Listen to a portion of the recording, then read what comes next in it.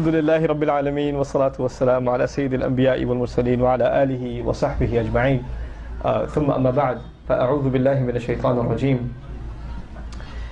ووصى بها إبراهيم بنيه ويعقوب يا بني إن الله اصطفى لكم الدين فلا تموتن إلا وأنتم مسلمون رب اشرح لي صدري ويسر لي أمري واحلل عقدة من لساني يفقهوا قولي فالحمد لله والصلاة والسلام على رسول الله وعلى آله وصحبه ومن والاه ثم أما بعد ইনশাআল্লাহ আজকের সংক্ষিপ্ত আলোচনার শুরুতে আমি প্রথমেই ধন্যবাদ জানাতে চাই আমাকে এখানে আমন্ত্রণ জানানোর জন্য। এখানে আসতে পেরে আমার বেশ ভালো লাগছে। আল্লাহ আজ্জা ওয়া জাল্লা এই কমিউনিটিকে বরকত দান করুন। এখানকার মসজিদটিতে সবসময় মানুষের উপস্থিতি বজায় থাকুক, বিশেষ করে ফজর এবং ঈশার সময়, এবং আল্লাহ যেন এই মসজিদটিতে তরুণদের উপস্থিতি দিয়ে ভরে রাখেন সকাল আর সন্ধ্যায়। আমিন ইয়া রব। আমি আজকে আপনাদেরকে যা বলতে চাই তাহলে আমি কিছু আয়াত সম্পর্কে ব্যাখ্যা করতে চাই, যার উপর আমি আগেও দুরূস দিয়েছি, কিন্তু আজকে একটু ভিন্ন আঙ্গিকে তা আপনাদের কাছে উপস্থাপন করার চেষ্টা করব।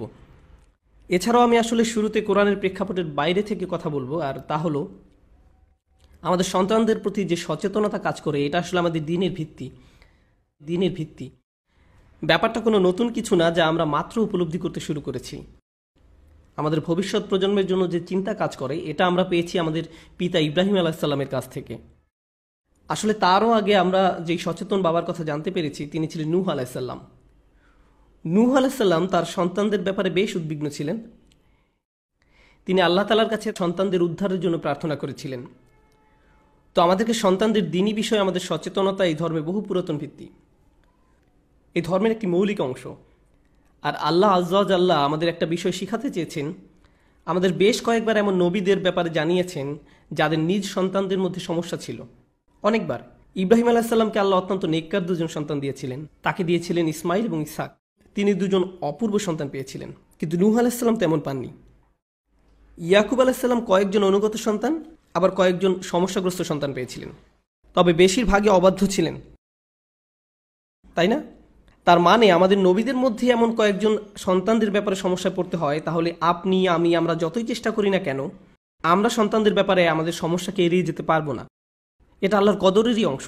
আল্লাহ আমাদের কয়েকজনকে অনুগত সন্তান দান করবেন, কিংবা আমাদের কিছু সন্তান হবে অনুগত, আবার কিছু সন্তান হবে আমাদের জন্য পরীক্ষা স্বরূপ। আর আমাদের সব ধরনের সন্তানকে বড় করে তুলতে হবে। এটা আমাদের দিনেরই একটা অংশ, আমাদের জীবনের অংশ।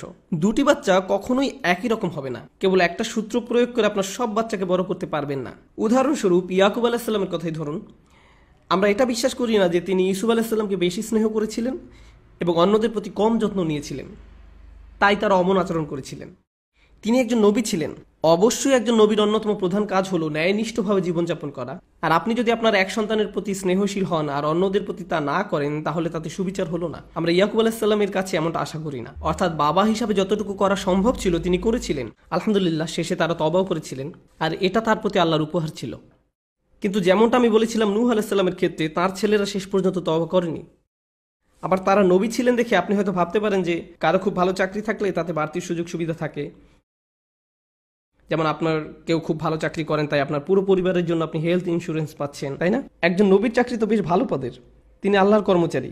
এখানে তো তিনি কিছু সুযোগ সুবিধা পেতেই পারেন। আমি অন্তত আমার পরিবারের ব্যাপারে নিশ্চিন্ত থাকতে পারি। কোনো নবীকেই তার পরিবারের নিশ্চয়তা দেওয়া হয়নি, না তার স্ত্রী, না তার সন্তান। এমনকি আমাদের নবী মুহাম্মদ রাসূলুল্লাহ সাল্লাল্লাহু আলাইহি সাল্লামের ক্ষেত্রেও একটা অভাবনীয় হাদিস। আপনারা দেখবেন যে তিনি যখন তার সন্তানদের সঙ্গে কথা বলছেন, ফাতিমাতুজ জাহরা রাদিয়াল্লাহু তাআলার সঙ্গে, তিনি বলছেন, ফাতিমা, মুহাম্মাদের কন্যা, আল্লাহর ব্যাপারে সতর্ক হও, আল্লাহর ব্যাপারে সাবধান থাকো, কারণ আল্লাহর সামনে আমি তোমাকে কোনো সাহায্য করতে পারবো না। তিনি এই কথা বলছেন নিজের মেয়েকে সাল্লাল্লাহু আলাইহি সাল্লাম। অন্য কথায় তিনি আমাদেরকে খুবই গুরুত্বপূর্ণ কিছু শিখাতে চাইছেন। কেবল আমরা মুসলিম হয়েছি বলে, আমাদের সাধ্যমতো চেষ্টা করেছি বলে আমরা এমন সন্দেহ পোষণ করতে পারি না যে আমাদের নবীজি সাল্লাল্লাহু আলাইহি সাল্লাম তার সর্বোচ্চ চেষ্টার চেয়ে কোনো অংশ কম করেছেন। তিনি ভবিষ্যতে সকল বাবাদের জন্য আদর্শ, বিশেষ করে কন্যা সন্তানদের। আমরা যারা এখানে বসে আছি এবং আমাদের মধ্যে যাদের মেয়ে আছে, আমরা তো অনুগ্রহপ্রাপ্ত। আমরা রাসূল সাল্লাল্লাহু আলাইহি সাল্লামের সুন্নাহকে বজায় রাখতে পেরেছি, কারণ তিনিও ছিলেন কন্যা সন্তানের বাবা। তার ছেলেও হয়েছিল, কিন্তু তারা খুব অল্প বয়সী মারা গিয়েছিল। আল্লাহ তাকে একাধিক মেয়ে সন্তান উপহার দিয়েছিলেন এবং তাদের লালন পালন করার দায়িত্ব উপভোগ করতে দিয়েছিলেন। এটা এমন একটা দায়িত্ব যার জন্য আমাদের সম্মানিত বোধ করা উচিত। এ কারণে আমাদের মেয়ে সন্তান হওয়ার ব্যাপারে আমাদের চিন্তা ধারণা বদলে গিয়েছে ইসলামের পূর্বে, উদাহরণস্বরূপ ইন্ডিয়ার কথা চিন্তা করুন, যেখানে মেয়ে সন্তান হওয়ার যে কালচার ইসলামের পূর্বে, এমনকি আরব দেশেও যখন আপনার মেয়ে সন্তান হতো আপনি আপনার চেহারা বিকৃত করতেন। এখন আমি সমাজকে কি করে মুখ দেখাবো? এই যুগে এসেও মুসলিম সমাজে আমাদের কারো কারো পরিবারেই আপনি আপনার স্ত্রীকে নিয়ে হাসপাতালে আছেন, সে প্রায় মারাই যাচ্ছিল সন্তান জন্ম দিতে গিয়ে, কিন্তু সন্তান জন্মের সঙ্গে সঙ্গে আপনার মা আপনাকে টেক্সট করলেন। ভালো খবর তো? এ কথার মানে কি? তিনি আসলে জিজ্ঞেস করছেন ছেলে হয়েছে কিনা। এরপর আপনি কোনো উত্তর না দিলে তিনি আপনাকে সান্ত্বনা দিলেন, অসুবিধা নেই, এর পরের বার হবে ইনশাআল্লাহ। যেন মেয়ে হওয়ার ব্যাপারটা খুবই দুঃখজনক। সুবহানাল্লাহ, কত নিচে নেমে গিয়েছি আমরা। আল্লাহ আসলে সেসব মানুষের ব্যাপারে কোরআনে অভিযোগ করেছেন যারা তাদের কন্যা সন্তানকে মর্যাদা দেয় না। যখন মেয়ে জন্ম নেয় তার মুখ কালো হয়ে যায়, যেন কালো মেঘ তার মুখকে ঢেকে রেখেছে, আর সে হতাশায় ডুবে ভাবছে আমার এইমাত্র একটা মেয়ে হয়েছে। তার মুখ কালো হয়ে যায়। সুবহানাল্লাহ। তো আমাদের সন্তানদের ব্যাপারে দুশ্চিন্তা করা নিয়ে কথা বলার আগে আমাদের প্রথমে ভাবা উচিত বাবা মা হিসাবে আমরা কতটা যোগ্য। এই বিষয়টা প্রথমে খেয়ালে আনতে হবে। আর এটা আসলে বেশ বড় একটি সমস্যা। তবে এটা আমার সূচনা নয়। আমি যা বলে শুরু করতে চাচ্ছিলাম, যে আমি আগে বলেছিলাম যে সন্তানদের প্রতি সচেতনতা আমাদের দিনেরই ভিত্তি, এই দিনের একটা মৌলিক অংশ।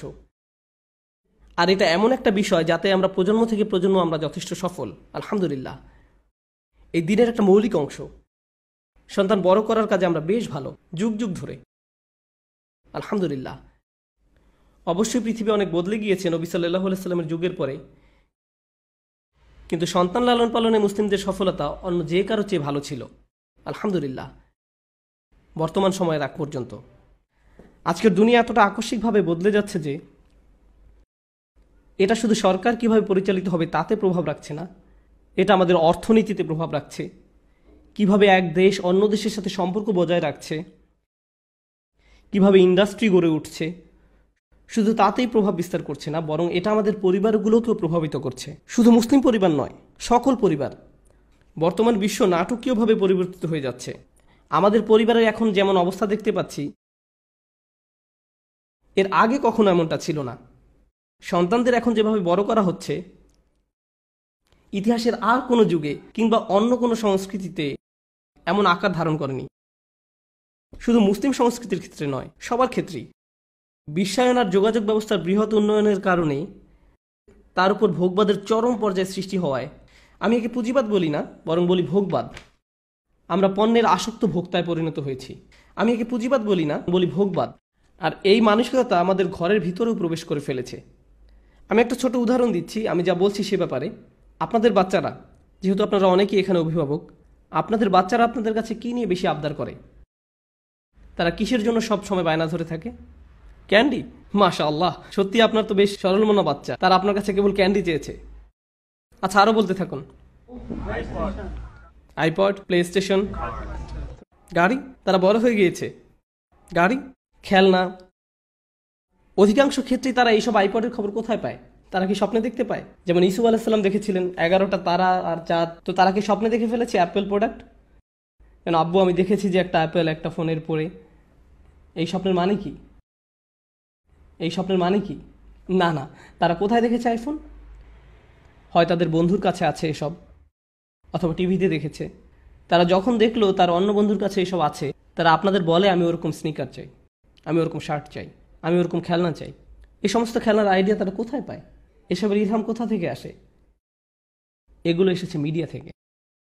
আমরা আমাদের বাচ্চাদের সামনে মিডিয়ার জগৎ উন্মুক্ত করে দেই, আর এই মিডিয়া বাচ্চাদেরকে তারা মূলত এসব খেলনার জন্য করজোর বায়না করতে শেখায়, যেন আমরা তাদের এই সমস্ত খেলনা কিনে দেই। আর তখন আমরা এগুলো কিনি।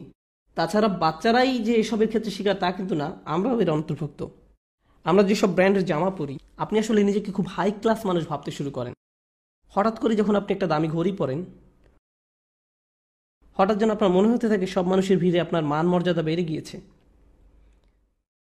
যেই মুহূর্তে আপনি অ্যাপেল স্টোর থেকে একটা আইফোন হাতে নিয়ে বেরিয়ে আসলেন, হঠাৎ যেন আপনার নিজেকে খুব হ্যান্ডসাম লাগে। কিছু একটা তো হয়েছে। আমি বুঝতে পারছি না আমি কীভাবে এত কুল হয়ে গেলাম। এটা জাস্ট হয়ে গেল। আমরা আসলে ভেবে নেই মানুষ হিসাবে আমাদের মর্যাদা বেড়ে গিয়েছে এসব পণ্যের ক্রেতা হয়েছি বলে। আর আপনি যদি কোনো ব্র্যান্ডের কাপড় না পরেন, অথবা ওই ফোনটা যদি আপনার না থাকে, আপনার যদি এই খেলনাটা নেই অথবা ওই খেলনাটা নেই, কোনো কারণে আপনি অন্যদের সমমান সম্পন্ন নন, অন্যরা আপনার চেয়ে ভালো, শুধু এই কারণে যে তাদের হাতে যেটা আছে সেটা আপনারটার থেকে ভালো। তো আমরা মুসলিমরা আমরা কেমন যেন অবচেতন ভোক্তায় পরিণত হয়ে গিয়েছি, এমনটাই আমাদের অবস্থা। আমরা এই সমাজে সন্তান লালনের কথা বলার আগে আমাদের এটা বুঝতে হবে যে আমাদের চারপাশে দুনিয়াতে আসলে কি হচ্ছে, আমাদের সকলের সঙ্গে কি হচ্ছে, আর সারা দুনিয়াতে কি হচ্ছে। কার্যকর উপায়ে সন্তান লালনের কথা ভাবার আগে আমাদের এসব ব্যাপার ভেবে দেখতে হবে। এটা বেশ বড় একটা সমস্যা। দ্বিতীয় বড় সমস্যাটা হলো আপনার কাছে সাফল্যের মানে কি, কি সে আপনার মর্যাদা বাড়ায়। এখন তো বাচ্চাদেরকে এই মানসিকতা দিয়ে বড় করা হচ্ছে যে তাদের মূল্য এসব প্রোডাক্ট দ্বারা নির্ধারিত হয়। যে ব্র্যান্ডের কাপড় পরছেন, যে বাসায় থাকছেন, যে গাড়িটা চালিয়ে তাকে স্কুলে দিয়ে আসছেন, যে ব্র্যান্ডের ব্যাগ কাঁধে নিচ্ছেন, এসব ব্যাপার এগুলো আপনার মূল্য যাচাই করছে। আর এর সাথে যোগ হয়েছে আরও একটা সমস্যা, জীবনে সফল হওয়া বলতে কি বোঝায়। সাফল্য সম্পর্কে আমাদের ব্যক্তিগত ধারণা 20, 30 কিংবা 40 বছর আগেও যা ছিল এখনও তাই আছে। মুসলিম বিশ্বের অধিকাংশের জন্যই ব্যাপারটা সত্য যে আমাদের মধ্যে কারো কারো হয়তো শিক্ষার ভালো সুযোগ ছিল না, কিংবা আপনাদের বাবা মায়ের সেই সুযোগ হয়নি, তো তারা তাদের সব ধরনের প্রচেষ্টা লাগিয়ে দেয় তাদের বাচ্চাকে শিক্ষিত করে তুলতে। আর আপনি আপনার জীবন থেকে এই শিক্ষা পেয়েছেন, তাই আপনি বলেন আমার বাচ্চার জন্য আমি সর্বোচ্চ শিক্ষা অর্জনের ব্যবস্থা করব। যদিও এই ইচ্ছা পূরণ করতে গিয়ে আপনাকে তাকে প্রাইভেট স্কুলে পাঠাতে হয়, বাড়ি ভাড়া নিতে হয়, অ্যাপার্টমেন্ট ভাড়া নিতে হয়, অস্বস্তিকর পরিবেশে থাকতে হয়, তারপরেও তাদের সুশিক্ষার স্বার্থে আপনি তা করতে রাজি আছেন। যদি আমার অস্বাভাবিক লোন নিতে হয় তাকে আইভি লিগ বা মেড স্কুলে পাঠাতে, কিংবা তাকে কোনো লিড প্রোগ্রামের অন্তর্ভুক্ত করতে, আমরা তা করতে রাজি আছি। কেন? কারণ আপনাদের কাছে সাফল্যের সবচেয়ে গুরুত্বপূর্ণ ধাপ কি? আপনাদের বাচ্চার সুশিক্ষা। আর এখানে যারা আপনাদের সন্তান তাদেরকে এটা বারবার বলা হয়েছে তোমাকে শিক্ষা নিতেই হবে, তুমি একজন ব্যর্থ মানুষে পরিণত হবে যদি তুমি শিক্ষা না পাও, তোমাকে কলেজ পাস করতে হবে, এটা পাস করতে হবে, ওটা পাস করতে হবে। আর আপনি যদি ইন্দো ভারতীয় অঞ্চলের হয়ে থাকেন তবে অবশ্যই আপনি একজন ব্যর্থ মানুষ যদি আপনি ফিজিশিয়ান হতে না পারেন। এ দুনিয়ায় আপনার থেকে আর আশা করার কিছু নেই। এখন আপনার জন্য কেবল একটাই দরজা খোলা আছে, আর সেটা হলো আখিরাত। আপনি সার্জন হতে পারেননি দেখে আপনার বাবা মা আপনার প্রতি অসন্তুষ্ট। আর ডেন্টিস্ট তো একেবারেই হবেন না, ডেন্টিস্ট হওয়া তো অপমানজনক, সেটা নিয়ে চিন্তা করে সময় নষ্ট করার দরকার নেই। এই আমাদের অবস্থা। তবে খেয়াল করুন, ফিজিশিয়ান হওয়া আমাদের একটা নির্দিষ্ট গোষ্ঠীর কাছে কেন এত গুরুত্বপূর্ণ আপনি জানেন কেন? কারণ এতে সবচেয়ে বেশি টাকা আসে। এজন্য না যে আপনি কারো জীবন বাঁচাতে পারছেন কিংবা মানবতার সাহায্য করছেন, এ ধারণার সাথে ফিজিশিয়ান হওয়ার কোনো সম্পর্ক নেই। যদি ডাক্তার আর বাস ড্রাইভারদের বেতন সমান হতো তবে দেশি কমিউনিটি বাচ্চাকে ডাক্তার বানানোর জন্য এত লাফালাফি করতো না। আমাদের মাঝে কোনো উৎসাহ নেই নিজের সন্তানকে পৃথিবীর উদ্ধারকর্তা হিসেবে দেখার। না, নেই। বাবা মা খুব খুশি হয়ে যায় যখন দেখে ছেলে ডাক্তার হয়ে ফিরেছে, কিন্তু ছেলে বলছে আমি 3 বছরের জন্য চলে যাব, আমি বন্যা কবলিত এলাকায় যাব, 3 বছরের জন্য কাজ করব, এরপর আমি সোমালিয়া যাব, তারপর পাকিস্তান যাব, তারপর বাংলাদেশ যাব, তারপর মালয়েশিয়াতে। আমি শুধু সেবাদান করব, বেতন নিব না, কোনো লাভের জন্য কাজ করব না। তখন সেই বাবা মা বলবে, ইয়া আল্লাহ, আমরা আমাদের সব টাকা পয়সা ঢেলে দিয়েছি তোমাকে ডাক্তার বানাবার জন্য, আর এখন তুমি এইসব করবে? তোমার তো সেই রকমের রক্তচোষা মেশিনের অংশ হওয়া উচিত ছিল, ইন্স্যুরেন্স বা ফার্মাসিউটিক্যাল কোম্পানিগুলোর অংশীদার। আমরা তো তোমাকে তাই বানাতে চেয়েছিলাম। তুমি কেন মানুষের জীবন বাঁচাবে? তোমার সমস্যা কি? এই হলো আমাদের অবস্থা। এদিকে আমরা ভাবি আমাদের ছেলে মেয়েদের মাঝে ঝামেলা আছে। আমাদের উচিত আয়নায় নিজেদের দেখা। আমরা আসলে কাদের তৈরি করছি? কোনো একটা ব্যাপার একদম গোড়া থেকে পরিবর্তন হয়ে গিয়েছে। আমাদের কাছে সাফল্য হলো টাকা পয়সা। শিক্ষা সম্পর্কে আমাদের ধারণা হলো এমন একটা ক্যারিয়ার যাতে অনেক টাকা আসে। সবকিছুর মূলই অর্থ সম্পদ। আপনি যদি সফল হন এর মানে যে আপনার কাছে অনেক টাকা পয়সা আছে। আপনি যদি সফল হন তার মানে এই যে আপনি শিক্ষা অর্জন করেছেন। শিক্ষা অর্জন করেছেন কোন ফিল্ডে? যেখানে আপনার একটা ভালো ক্যারিয়ার হবে, যার মানে যেখানে আপনি অনেক টাকা পয়সা পাবেন। এটাই এখন সাফল্য। সবশেষ কথা একই। এই ধারণা কিন্তু আগেকার যুগে ছিল না। আগেকার যুগের ধারণা ভিন্ন ছিল। আগে সকলের ধারণা ছিল আপনি শিক্ষিত হয়েছেন এর মানে হচ্ছে আপনি নিজেকে বুঝেন, আপনার চারপাশের জগৎটাকে বুঝেন, আর আপনি পৃথিবীকে আরো সুন্দর বাসযোগ্য করে তোলার জন্য কাজ করছেন। আর এর জন্য কখনো আপনাকে ইতিহাস পড়তে হবে, কখনো সামাজিক বিজ্ঞান পড়তে হবে, কখনো পলিটিক্যাল সায়েন্স পড়তে হবে, কখনো আপনার মিডিয়া নিয়ে পড়াশোনা করতে হবে, কখনো সাংবাদিকতা নিয়ে পড়াশোনা করতে হবে। সমাজে অবদান রাখতে হলে বিভিন্ন ফিল্ডে পড়াশোনা করতে হবে। কেবল একটা ক্ষেত্র নিয়েই পড়ে থাকলে চলবে না।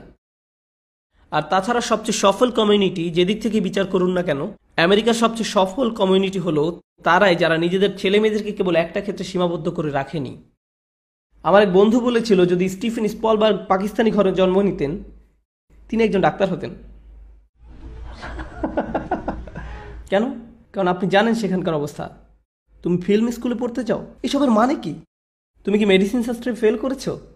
আপনি আপনার বাবা মায়ের ব্লাড প্রেশার বাড়িয়ে দিবেন। এখন চলুন সন্তান বড় করা সম্পর্কে অল্প কিছু কথা বলি। সবচেয়ে আগে আমাদের মানসিকতা বদলাতে হবে। তারা যদি আমাদের মাঝে সফলতার সঠিক সংজ্ঞা খুঁজে না পায়, তারা যদি আমাদের ব্যক্তিত্বের প্রতিফলন দেখতে না পায়, তবে আমরাও এটা আশা করতে পারি না যে তারা সফলতার সঠিক মানে নিজ থেকে বুঝে নিয়েছে। তাদের কাছে এই দিক নির্দেশনা আমাদের পক্ষ থেকেই আসতে হবে। আমরা জানি সবসময় কথা বলি, আমাদের কাছে যে বিষয়গুলো সবসময় গুরুত্বপূর্ণ, যখন স্বামী স্ত্রী পরস্পরের সঙ্গে কথা বলেন তখন বাচ্চা তা শুনতে থাকে, তাই না? সবসময় তাদের কান সবসময় খোলা থাকে। এখন আপনারা যদি বিল সংক্রান্ত কথা বলেন, বাড়ি ভাড়া নিয়ে কথা বলেন, কিংবা আপনারা সবসময় মুভি নিয়ে কথা বলেন, কিংবা অন্য পরিবার সম্পর্কে কেবল বাজে কথা বলেন, তারা কি করে না করে এসব আলোচনা করেন, সন্তানরা ভেবে নিবে যে বড়রা এমনই, আমার বাবা মা এসব করে, ভেবে নিবে যে বড়রা এমনই। এগুলোই তাদের জীবনে গুরুত্বপূর্ণ হয়ে দাঁড়াবে। কিন্তু আপনি আর আপনার স্ত্রী যদি কোরআন নিয়ে কথা বলেন, আখিরাত নিয়ে কথা বলেন, অন্যের জন্য ভালো কিছু করার কথা বলেন, কাউকে সাহায্য করার কথা বলেন, তারা আপনারটা দেখেই শিখে নেবে। আপনার তাকে লেকচার দিতে হবে না। এই ব্যাপারে তারা কেবল আপনাকে দেখবে। সবচেয়ে কার্যকর প্যারেন্টিং সেটাই, যেখানে বাচ্চাকে কোনো কাজ করাতে বাবা মায়ের কোনো কিছু বলতে হয় না।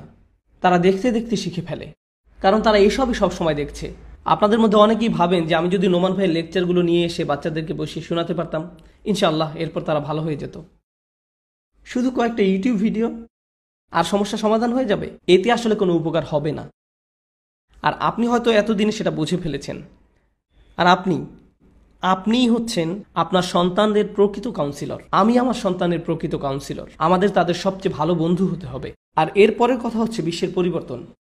আপনি জানেন পুরনো যুগে বাবা মায়ের সাথে সন্তানদের একটা প্রাকৃতিক সম্পর্ক বিরাজ করত, কিন্তু নতুন যুগে আব্বু দিনের বেশিরভাগ সময় অফিসে কাজ করেন, বাসায় আসেন ক্লান্ত হয়ে।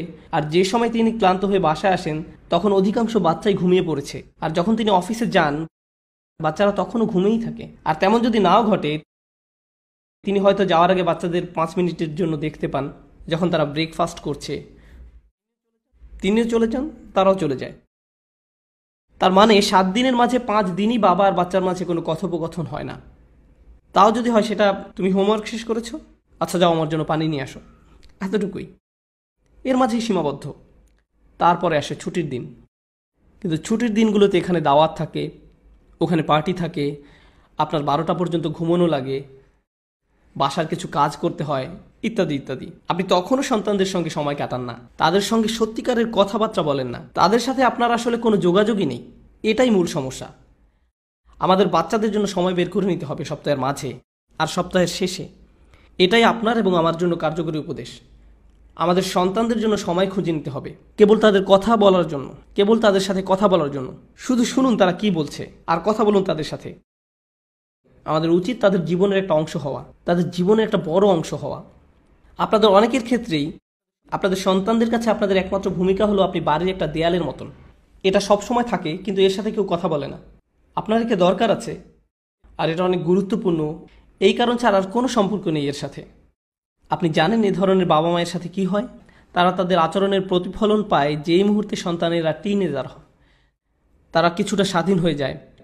ধরুন তখন তারা আপনার কাছে এসে একটা গাড়ি কিনে দিতে বলল, আর আপনি বললেন না, ঠিক আছে আমি আমার বন্ধুদের সাথে চলে যাচ্ছি, আমি একটা চাকরি জোগাড় করে ফেলবো, আর কিছু টাকা জমিয়ে নিজের গাড়িও নিজেই কিনে ফেলবো। এরপর একদিন হঠাৎ করে আপনি ছেলের কাছে শুনতে পান, বাবা আমি এখন থেকে আলাদা থাকছি। আলাদা থাকছো মানে? তুমি কোথায় যাবে?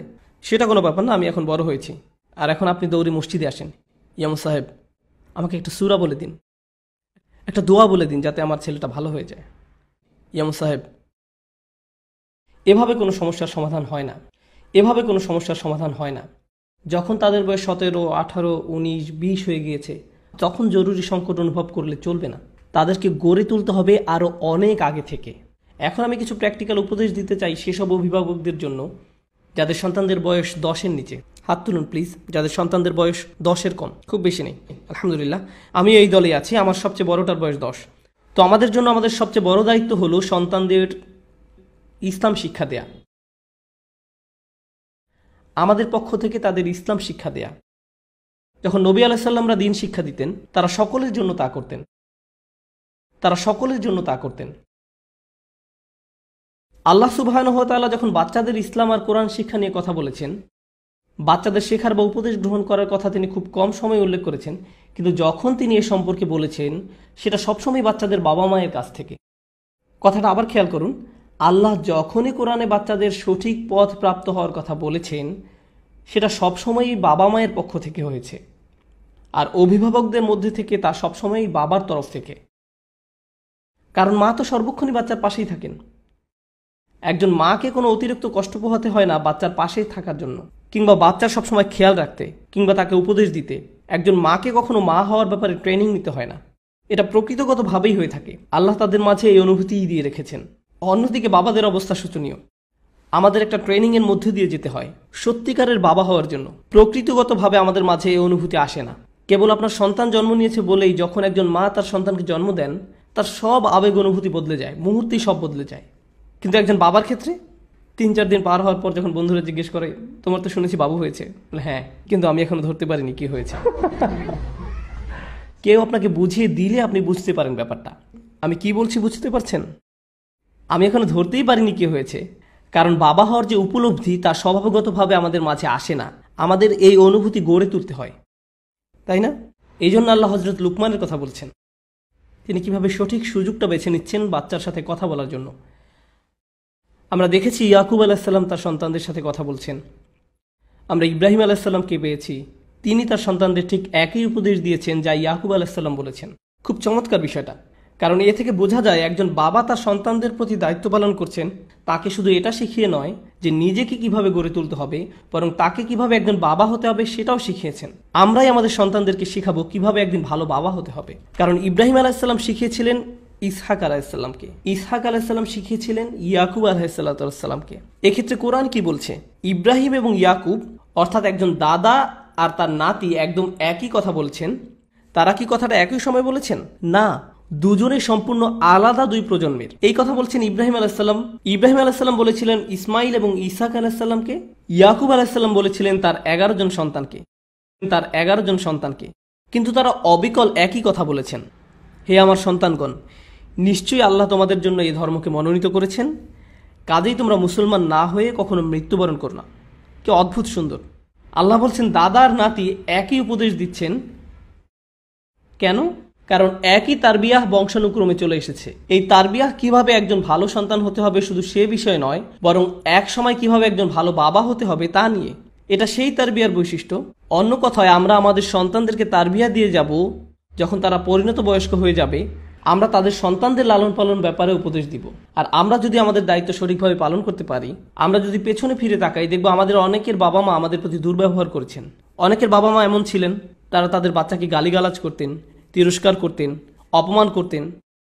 তাই যখন তাদের সন্তানের বাচ্চা হয় তারা বলে, আমি আমার বাবার চেয়ে ভালো বাবা হব, আমার বাবার মতো আমি হব না, আমি আমার বাচ্চাকে খুব ভালোবাসবো, আমি তার জন্য এই করব সেই করব। কিন্তু আমরা শেষে ঠিক আমাদের বাবার মতনই হয়ে যাই। সত্যিটা শুনতে আমরা পছন্দ করি বা না করি, কোনো না কোনোভাবে ঠিক তাই ঘটে। তো আমরা এখনো শিখছি প্রজন্মের পর প্রজন্মের প্রভাব। যদি আমরা আমাদের কাজ ঠিকমতো করতে পারি, তবে এটা ছাড়াও এখানে একটা গুরুত্বপূর্ণ প্রশ্ন আছে। ইব্রাহিম আলাইহিসসালাম আর ইয়াকুব আলাইহিসসালামের সন্তানেরা কি সমগুণ সম্পন্ন ছিলেন? ইব্রাহিম আলাইহিসসালামের সন্তান কে ছিলেন? ইসমাইল আর ইসহাক। আর ইয়াকুব আলাইহিসসালামের সন্তান কে ছিলেন? ইসু আলাইহিসসালাম, বিনিয়ামিন আর বাকি ভাইরা। তারা কি সমান গুণ সম্পন্ন ছিলেন? না, কিন্তু উপদেশ তো একই রয়ে গিয়েছে, তাই না? ঠিক একই পরামর্শ। আল্লাহ এখানে শিখাচ্ছেন যে আপনার বাচ্চারা সহজ হোক কিংবা জটিল হোক, আপনাকে আপনার কর্তব্য করে যেতে হবে। অভিভাবকত্বের কিছু অংশ কখনোই পরিবর্তন হয় না, তবে কিছু ক্ষেত্রে পরিবর্তন হয়। কিন্তু এ বিষয়ে অভিভাবকত্বের কোনো রূপান্তর ঘটবে না। আপনার সন্তানকে আপনার দ্বীনের শিক্ষা দিতেই হবে। এটা আপনার তরফ থেকেই ঘটবে। এই কাজটা কারি সাহেব করে দিবেন না, ইমাম বা খতিব সাহেব করে দিবেন না, আপনাকেই করতে হবে। তো এখন আমি আসল কথায় ফিরে আসি। আমি আপনাদের সাথে কিছু বাস্তবসম্মত তাৎক্ষণিক উপায় শেয়ার করতে চাই যা আমি সহ আমাদের সকলের কাজে লাগতে পারে। এটা আমার ব্যক্তিগত ধারণা যে ইসলামী শিক্ষা ব্যবস্থায় একটা বিপ্লব ঘটা দরকার। আমি এই কথা দ্বারা কি বোঝাতে যাচ্ছি? এখন ইসলামিক স্টাডিজ হচ্ছে আলিমদের জন্য। একজন আলিম পড়াশোনা করবেন ফিকহ, হাদিস, তাফসির, আকিদা এসব নিয়ে। তারা এসব কিছু নিয়ে পড়াশোনা করে একজন আলিম হবেন, আর তারা এই বিষয়সমূহ নিয়ে অনেক উচ্চ লেভেলের পড়াশোনা করবেন। কিন্তু ঠিক তাদের নিচেই আরেকটি লেভেল আছে, যেটা আমাদের আসলে তৈরি করে নিতে হবে। এটা তেমন একটা দেখা যায় না এখনো। আমাদের সৃষ্টি করতে হবে ইসলামী শিক্ষার এমন একটা লেভেল যেখানে আমরা কেবল আমাদের দৈনিক জীবনযাপনের জন্য ইসলাম শিখব। আমি এখানে ফিকহ শিক্ষার কথা বলছি না, আমি বলছি বাবাদের প্রতি উপদেশের কথা, স্ত্রীদের প্রতি উপদেশের কথা। এরকম একটা কারিকুলাম, কিভাবে একজন ভালো মুসলিম স্ত্রী হতে হয়, কিভাবে একজন ভালো মুসলিম স্বামী হতে হয়, কিভাবে একজন ভালো মুসলিম বাবা হতে হয়, কিভাবে একজন ভালো মুসলিম ছেলে হতে হয়, ভালো মেয়ে হতে হয়, আল্লাহ কি কি উপদেশ দিয়েছেন এই ব্যাপারে আমাদের একজন ভালো মানুষে পরিণত করার উদ্দেশ্যে। এটাই হলো শিক্ষা। সত্যিকারের শিক্ষা মানে এই না যে আপনি C++ জানেন, আপনার মাইক্রোসফটের উপর একটা সার্টিফিকেশন আসছে, আপনার সিসকোয়ের উপর সার্টিফিকেশন আছে, আর এর সাথে আপনার অ্যাকাউন্টিংয়ের উপর একটা ডিগ্রি আছে, আপনি MBA করেছেন। এত কিছুর মানে হলো আপনি জানেন কিভাবে টাকা পয়সা বানাতে হয়। এর দ্বারা কেবল এটাই বোঝা যায় যে আপনি অর্থ উপার্জনের পথ জানেন। এই শিক্ষা আপনাকে একজন ভালো মানুষে পরিণত করে না। আমি এমন অনেক ফিজিশিয়ানদেরকে চিনি যারা মানুষ হিসাবে জঘন্য। আমি এমন অনেক প্রোগ্রামারদেরকে চিনি যারা মানুষ হিসাবে অত্যন্ত ভয়াবহ। তারা একেবারে জাহিল, তারা একজন ভালো বাবা হওয়ার ব্যাপারে অনভিজ্ঞ। তাদের এত শিক্ষা কি কাজে আসলো? এসব কেবল বুদ্ধিমত্তার শ্রম। আপনার ফ্যাক্টরিতে আপনি কেবল একজন দক্ষ শ্রমিক। এটা যদিও একটা ভার্চুয়াল ফ্যাক্টরি, কিন্তু আপনি একজন শ্রমিক ছাড়া আর কিছুই না। আমাদেরকে ইসলামী শিক্ষা ব্যবস্থায় এক বৈপ্লবিক পরিবর্তন আনতে হবে, যে শিক্ষা ব্যবস্থার মূল লক্ষ্য সবাইকে আরো ভালো মানুষে পরিণত করা, আদব শিখানো। কিছু বিশেষ দিকে আমাদের সাহায্য প্রয়োজন, যা আগে কখনো প্রয়োজন হয়নি। আমি আপনাদের বলেছিলাম যে আমাদের ঘরের ভিতরে যা হচ্ছে সেটাও বর্তমানে টার্গেট করা হচ্ছে। বেশিরভাগ মুসলিম বাবা এখন জানেনই না ভালো বাবা হওয়ার মানে কি। এগুলো আমাদের কাছে খুব সহজ এবং স্বাভাবিক ছিল আগে। এই দায়িত্বগুলো বোঝা খুব একটা কঠিন ছিল না। কিন্তু এখন বৈশ্বিক পরিবর্তনের কারণে, আমাদের জীবনযাপন পদ্ধতির পরিবর্তনের কারণে আমাদের এসব আবার শিখতে হবে। এই জ্ঞানের কাছে ফিরে এসে আবার নতুন করে শিখতে হবে। বিশেষ করে কিভাবে সন্তান লালন পালন করতে হয় তা জানতে হবে। আপনারা এক সেট CD পাবেন, আমার মনে হয় অনলাইনে MP3ও পেয়ে যেতে পারেন। আমি চাই আপনারা সবাই সেটা শুনবেন। সিডিগুলো আমার করা না, এমন একজন ভাই করেছেন যাকে আমি খুব বেশি সমাদর করি, ভাই Hisham Al Awadi, children around the messenger. তার একটি সিরিজ হলো চিলড্রেন অ্যারাউন্ড দ্য মেসেঞ্জার আর মাদার্স অফ বিলিভার্স। এই দুইটি সিরিজ আমি চাই এখানে সবাই, বিশেষ করে বাবারা, তাদের সম্পূর্ণ পরিবার নিয়ে শুনবেন। চিলড্রেন অ্যারাউন্ড দ্য মেসেঞ্জার, বাবারা তাদের সম্পূর্ণ পরিবার নিয়ে শুনবেন। এটা খুবই গুরুত্বপূর্ণ। এটা আমাকে গভীরভাবে উপকৃত করেছে, আর এটা সাধারণ অভিভাবকদেরও অত্যন্ত উপকারে আসবে। এগুলো আমাদের খুব স্বল্প রিসোর্স হলেও অত্যন্ত মূল্যবান। আমাদের এই সুবিধাগুলো কাজে লাগাতে হবে। আর ইনশাআল্লাহ আমাদের পুরো পরিবারের উচিত এই লেকচারগুলো শোনা। আপনারা আইপ্যাডে রাখতে পারেন, কিংবা গাড়িতে বসেই সবাই একসাথে শুনতে পারেন। আপনার বেশ কাজে আসবে।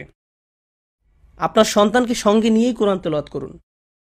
একজন কারি ডেকে তাকে দিয়ে তেলাওয়াত করাবেন না, কাজটা নিজেই করুন। আপনার সন্তানকে সঙ্গে নিয়েই করুন। মাওলানা সাহেব আসুন, কোরআন পড়ান, পড়ে বাসায় চলে যান। আর আপনি, আপনার সময় নেই এসবের জন্য? আপনার যদি কোরআনের জন্য হাতে সময় না থাকে, তাহলে আপনার বাচ্চাকে কেন কোরআনের জন্য সময় বের করে নিতে হবে? আপনার সন্তানের সঙ্গে বসুন আর 20 মিনিট ধৈর্য ধরুন। শয়তান আসবে, সে আপনাকে বারবার হাই তুলতে বাধ্য করবে। আপনার তখন পিপাসা হবে, ঘুম আসবে, আপনার হঠাৎ মনে পড়ে যাবে যে আপনার একটা মিটিংয়ের কথা। এত সব কিছু এই 20 মিনিটের মধ্যেই হবে। কেন? কারণ আপনি এই 20 মিনিট কোরআনের জন্য দিতে চাইছেন, আর শয়তান সেটা ঘৃণা করে, সে সহ্য করতে পারে না।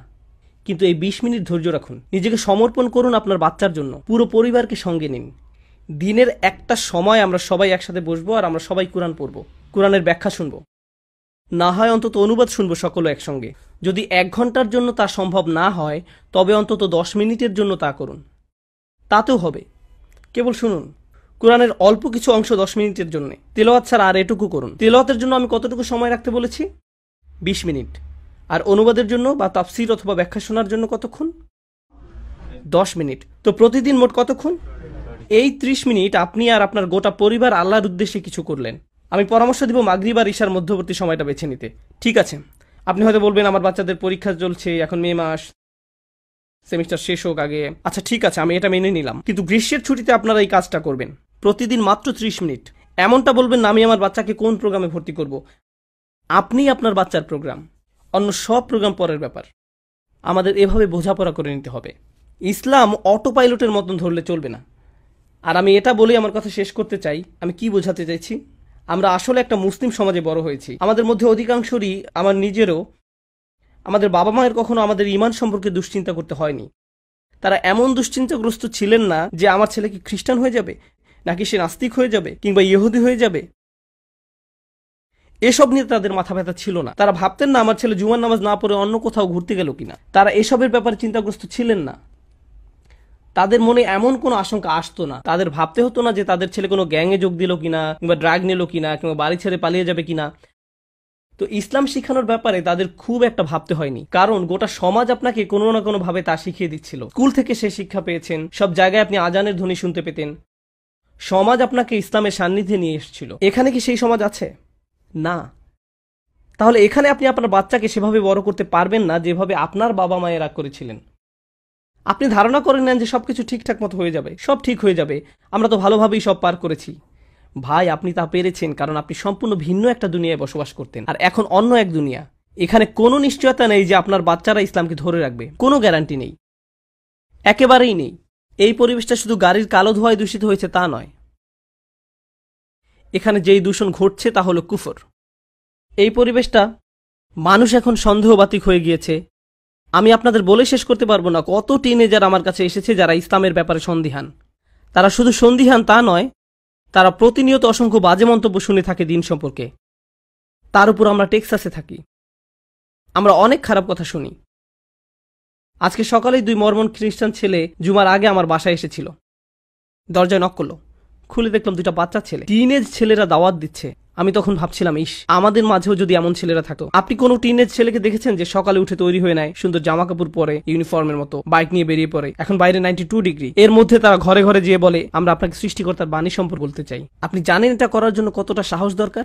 আমি তাদের ধর্মবিশ্বাস ভেঙে দেওয়ার আগে প্রথমে যেটা করতাম তা হলো বলতাম তোমরা যা করছো সেটা সত্যি প্রশংসার দাবি রাখ। বিস্ময়কর, তাদের কাছে এখনো সত্য আসেনি, তারপরে তারা এতটাই নিজেদের উৎসর্গ করেছে যে তারা তাদের বাচ্চাদের মাঝে এই ধর্মবিশ্বাস গেঁথে দিয়েছে। কারণ মরমন কমিউনিটি এই সিদ্ধান্ত নিয়েছিল যে তাদের সন্তানেরা তাদের অগ্রাধিকার পাবে। আমরা সবকিছু ভুলে যাব, আমাদের ধর্ম প্রচার করব না, অন্যদের তা শিখাতে যাব না, আমরা কেবল চিন্তা করব আমাদের সন্তান নিয়ে।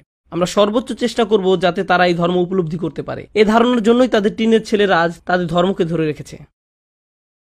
আর আমি বসে বসে তাদের সাথে কথা বলছিলাম। তারা বিশ্বাস করে তাদের বই হচ্ছে সৃষ্টিকর্তার বাণী, আর এটা অলৌকিক। আমি ভাবছিলাম, ওয়াও, এটা কোনো অলৌকিক বাণী নয়, কিন্তু আমি তোমাদের আত্মনিবেদনের প্রশংসা করি, আমি সত্যি এর তারিফ করি। আমি বলছি না চলুন সবাই আমরা মরমন হয়ে যাই কিংবা ওদের মতো হয়ে যাই। আমি শুধু বলছি, ভাই, আপনি যদি কোথাও ভালো কিছু দেখেন আপনার সেটা তারিফ করা উচিত। আর তাদের এমন কিছু ভালো গুণ রয়েছে যেগুলোর প্রশংসা করা উচিত। আমাদের অন্যান্য কমিউনিটি থেকে শেখার আছে। আর আমি বলছি, খুব দ্রুতই পৃথিবীর দৃষ্টিকোণ বদলে যাচ্ছে। যারা সৃষ্টিকর্তায় বিশ্বাস করে তারা থাকবে একদিকে, আর যারা সৃষ্টিকর্তায় বিশ্বাস করে না তারা থাকবে অন্যদিকে।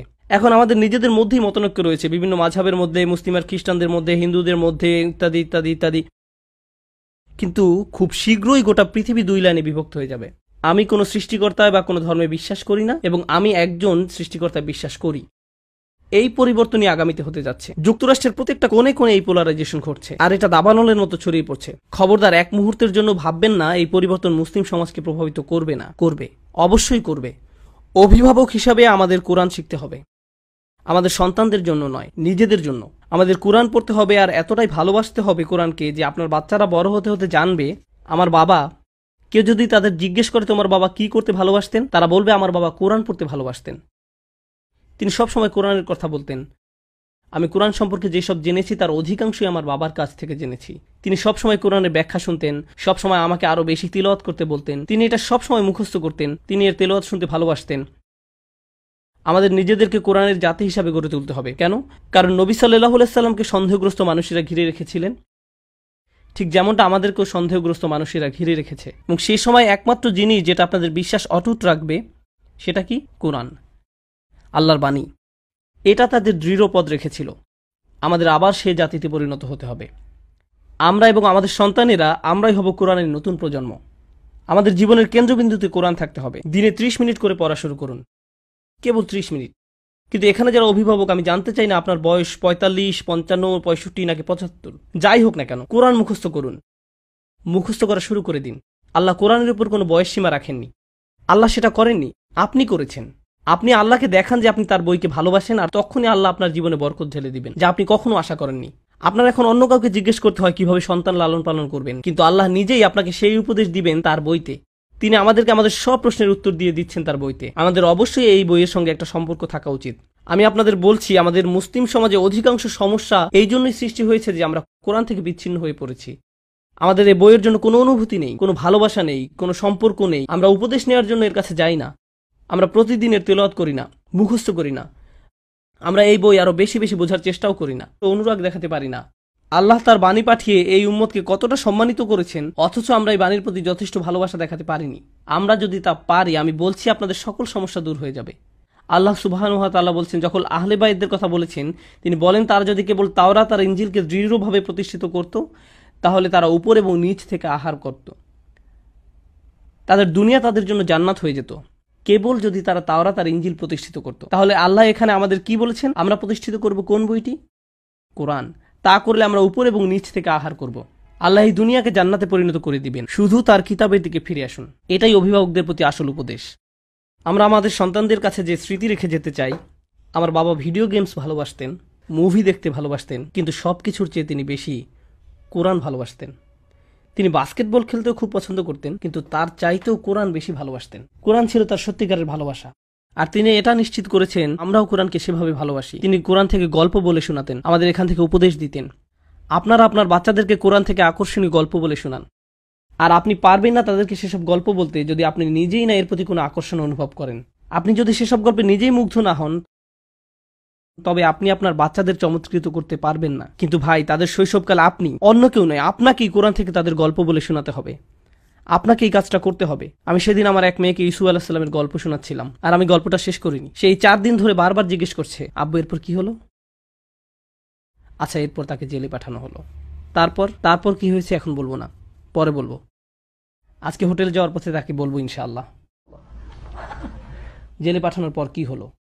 কিন্তু আমাদের এই গল্পগুলো সৃজনশীলভাবে মজা করে বাচ্চাদের শোনাতে হবে। আর গল্পগুলো অসম্ভব সুন্দর, অসাধারণ বৈশিষ্ট্যপূর্ণ। বিশেষ করে আপনি যখন কোরআনের দৃষ্টিকোণ থেকে তা পড়েন, খুব সুন্দরভাবে গল্পগুলো বর্ণনা করা হয়েছে। আল্লাহ সুবহানাহু ওয়া তাআলা আমাদের কোরআনের জাতি হওয়ার তৌফিক দান করুন। আমাদের সামর্থ্য দিক যেন আমরা তা আমাদের সন্তানদের মাঝে গেঁথে দিতে পারি। আমাদের সন্তানদের সঙ্গে সৎ, সরাসরি এবং খোলামেলাভাবে আলোচনা করুন। তাদের জিজ্ঞাসা করুন তারা স্কুলে কি শুনছে, তারা কি কি সমস্যা হয়। তারপর নিজেই আল্লাহর বইয়ে তার সমাধান খুঁজুন। তুমি জানো তোমার বন্ধু যে তোমাকে কথাটা বলল, তুমি যে বাজে জিনিসটা দেখলে, আল্লাহ এই সম্পর্কে কি বলছেন? চলো তোমাকে দেখাই। আক্ষরিকভাবে বাচ্চাদের দেখিয়ে দিন কিভাবে আল্লাহর কাছে সমাধান খুঁজতে হয়। আমাদের এই কাজটাই করতে হবে। আমাদের এমন প্রজন্ম গড়ে তুলতে হবে। আল্লাহ সুবহানাহু ওয়া তাআলা আমাদের সকলকে এই কাজটা করতে সাহায্য করুন। প্রত্যেক মুসলিমের জীবনে বরকত ঢেলে দিন। আল্লাহ যেন আরো বরকতের উপর বরকত ঢেলে দিন। আমাদের কোরআনের প্রতি ভালোবাসা, অনুরাগ, সময় আর আত্মনিবেদনের জন্য আমাদেরকে বরকত দান করেন।